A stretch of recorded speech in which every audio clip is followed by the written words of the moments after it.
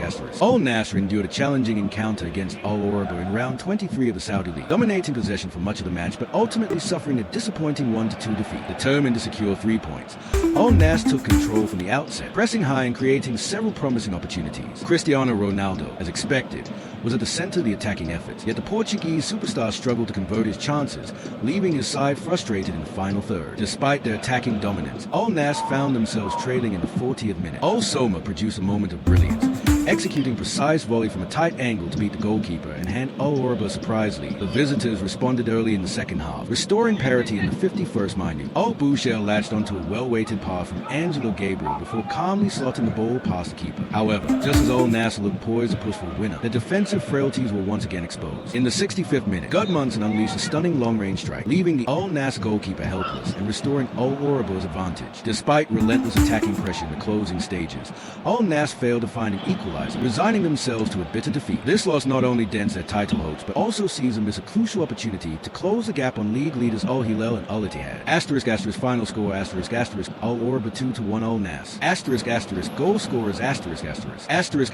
Orubah Al Somah 40-foot, Gudmundsson 65, ***, Al Nassr Al Bouchel 51-foot, assist Angelo Gabriel ***.